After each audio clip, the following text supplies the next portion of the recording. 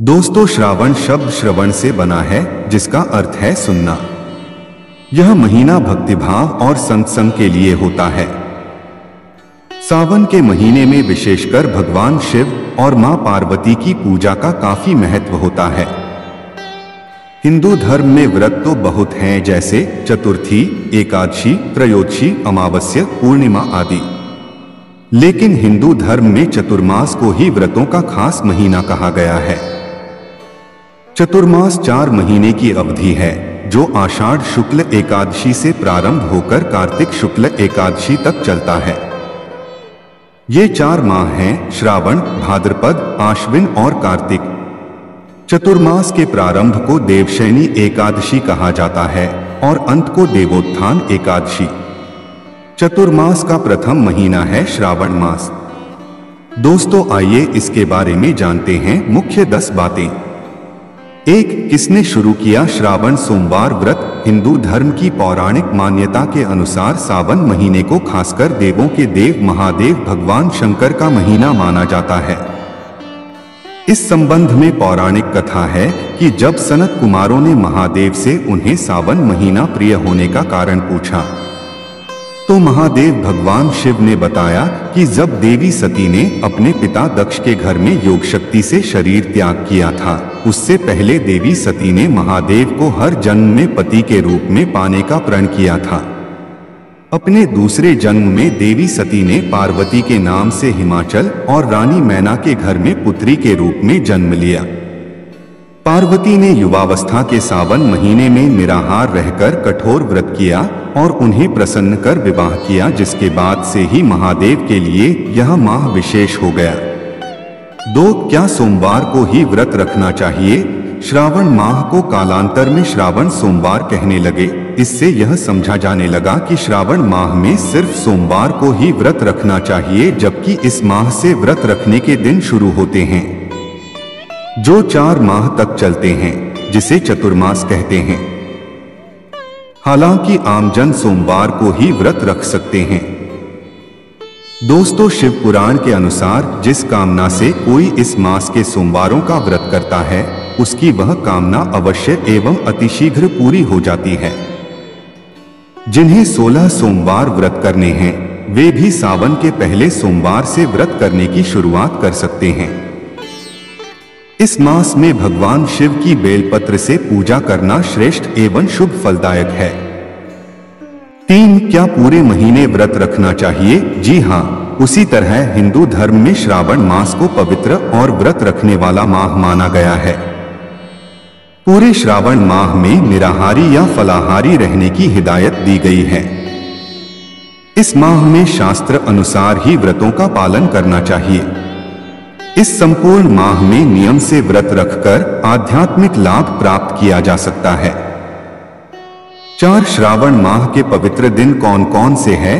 दोस्तों, इस माह में वैसे तो सभी पवित्र दिन होते हैं, लेकिन सोमवार, गणेश चतुर्थी, मंगला गौरी व्रत, मौना पंचमी, श्रावण माह का पहला शनिवार, कामिका एकादशी, कल की अवतार शुक्ल 6, ऋषि पंचमी, 12वीं को हिंडोला व्रत, हरियाली अमावस्या, विनायक चतुर्थी, नाग पंचमी, पुत्रदा एकादशी, त्रयोदशी, वरा लक्ष्मी व्रत, गोवत्स और बाहुला व्रत, पिथोरी, पोला, नराली पूर्णिमा, श्रावणी पूर्णिमा, पवित्रारोपण, शिव चतुर्दशी और रक्षा बंधन आदि पवित्र दिन हैं। 5. यदि संपूर्ण माह व्रत रखें तो क्या करना चाहिए? दोस्तों, पूर्ण श्रावण कर रहे हैं तो इस दौरान फर्श पर सोना और सूर्योदय से पहले उठना बहुत शुभ माना जाता है। उठने के बाद अच्छे से स्नान करना और अधिकतर समय मौन रहना चाहिए।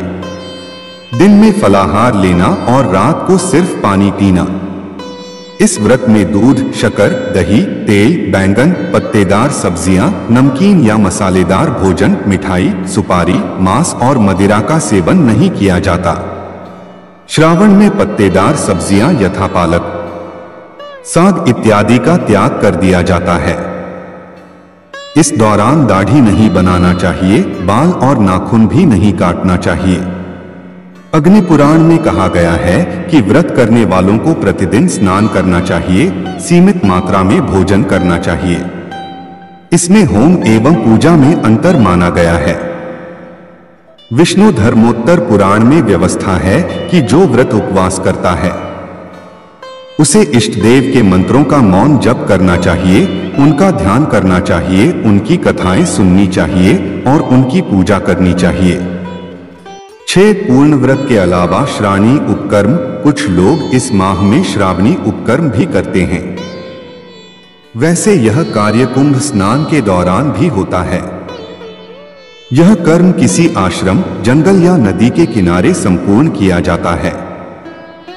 मतलब यह कि घर परिवार से दूर सन्यासी जैसा जीवन जीकर यह कर्म किया जाता है। दोस्तों, श्रावणी उपकर्म के 3 पक्ष हैं: प्रायश्चित, संकल्प, संस्कार और स्वाध्याय। पूरे माह किसी नदी के किनारे किसी गुरु के सानिध्य में रहकर श्रावणी उपकर्म करना चाहिए। यह सबसे सिद्धिदायक महीना होता है, इसीलिए इस दौरान व्यक्ति कठिन उपवास करते हुए जप, ध्यान या तप करता है।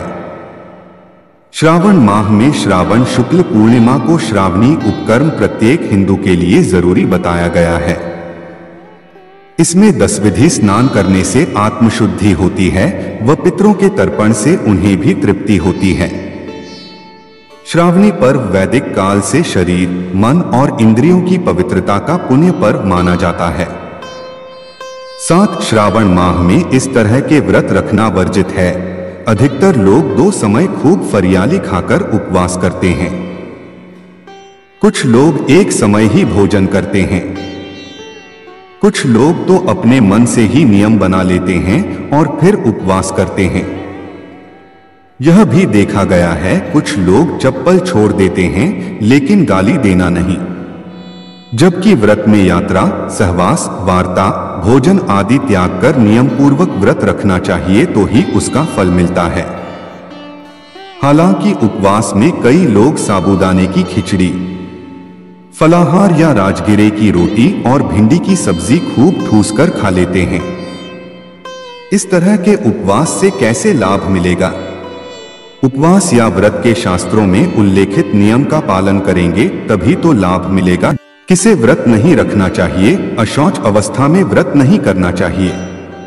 जिसकी शारीरिक स्थिति ठीक न हो, व्रत करने से उत्तेजना बढ़े और व्रत रखने पर व्रत भंग होने की संभावना हो, उसे व्रत नहीं करना चाहिए।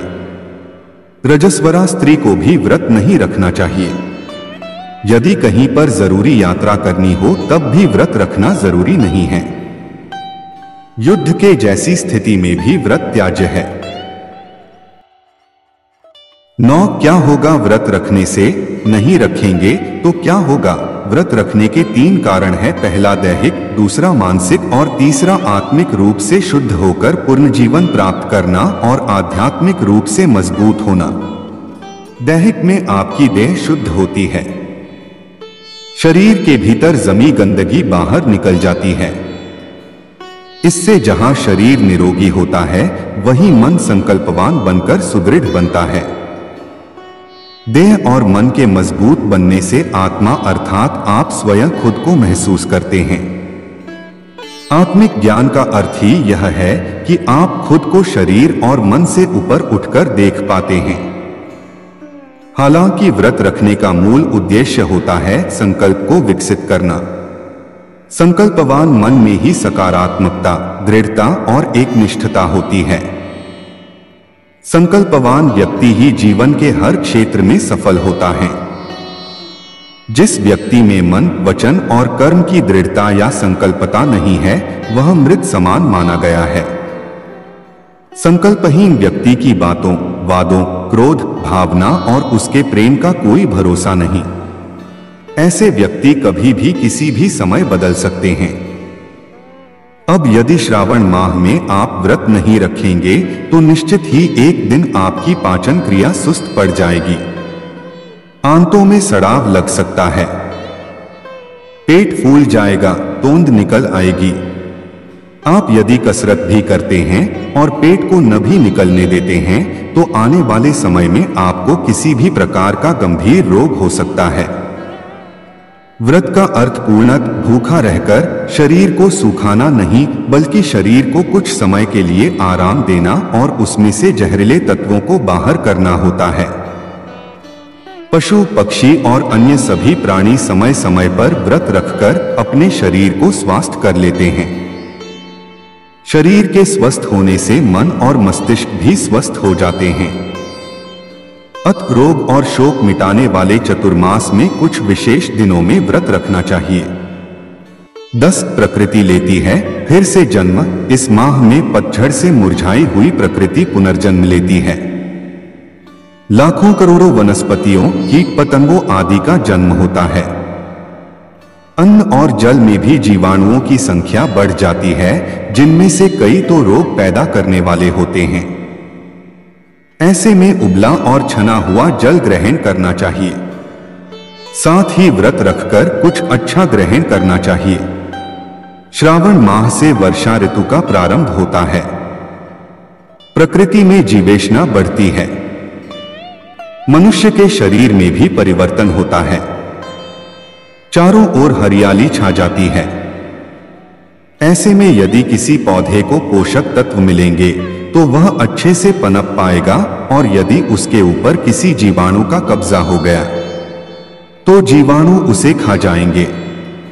इसी तरह मनुष्य यदि इस मौसम में खुद के शरीर का ध्यान रखते हुए उसे जरूरी रस, पौष्टिक तत्व आदि दे तो उसका शरीर नया जीवन और यौवन प्राप्त करता है।